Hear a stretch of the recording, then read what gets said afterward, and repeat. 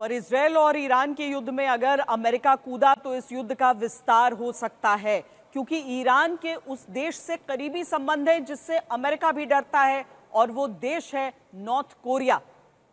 उत्तर Korea ने Iran पर Israel के हमले की निंदा की है। उसका कहना है कि इजरायल पूरी दुनिया और मध्य पूर्व की शांति और सुरक्षा के लिए खतरा है।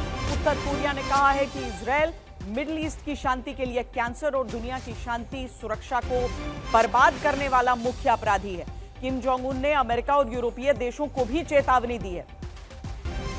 हमारे साथ हमारे संवाददाता प्रणय उपाध्याय इस समय जुड़ रहे हैं। प्रणय, कितनी गंभीरता से नॉर्थ कोरिया की इन बातों को लेना है? वैसे भी इस युद्ध में जितनी बातें कही जा रही हैं वो हर एक दिन सही साबित भी होती जा रही हैं। देखिए श्वेता, जैसे अंग्रेजी में कहा जाता है कि he must be a worried man. तो इस समय उत्तर कोरिया के तानाशाह किम जोंग उन के मन में काफ़ी घबराहट इस चीज़ को लेकर होगी, क्योंकि जो प्रयोग या जो चीज़ें ईरान में हो रही हैं वो देर सवेर उत्तर कोरिया में भी हो सकती हैं। उत्तर कोरिया जो है वो न्यूक्लियर पावर माना जाता है, लेकिन अगर अमेरिका इस चीज़ में कामयाब हो जाता है कि वो किसी भी ऐसे देश को जिसके साथ उसके संबंध ठीक नहीं है वो डी न्यूक्लियराइज कर सकता है, तो इस प्रयोग को दूसरी जगह पर विस्तार दिया जा सकता है। और ये एक भय है, एक आशंका है जो उत्तर कोरिया के मन में भी होगी। और यही वजह है कि उत्तर कोरिया ने आज करीब करीब 10 मिसाइलें जो है वो फायर की हैं। दक्षिण कोरिया का कहना है, क्योंकि आज सेनेट कंफर्मेशन था उत्तर कोरिया के अंदर जो उनके नए स्पाई चीफ हैं, और उनकी तरफ से कहा गया कि अगर उत्तर कोरिया की तरफ से कोई परमाणु वार किया जाता है दक्षिण कोरिया के ऊपर तो फिर अमेरिका इस युद्ध के अंदर भी शामिल होगा।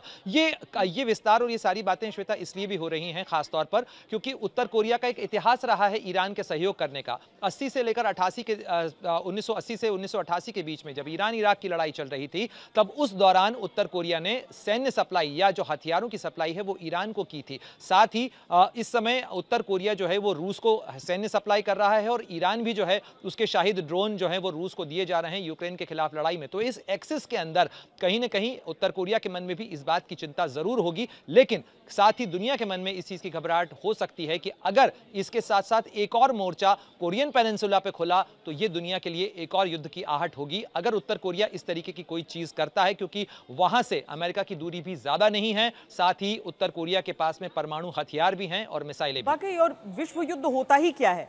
एक तो आपका केवल 2 देशों के बीच जंग न रह जाए, उससे अधिक देश, और दुनिया के किस किस कोने तक इसका विस्तार होगा, क्योंकि रूस यूक्रेन युद्ध के बाद दुनिया ईरान इजरायल के बीच जंग से परेशान है। अमेरिका अगर इस जंग में शामिल हुआ तो इसका भड़कना तय है, लेकिन दुनिया में तीसरी जगह भी तनाव बढ़ रहा है।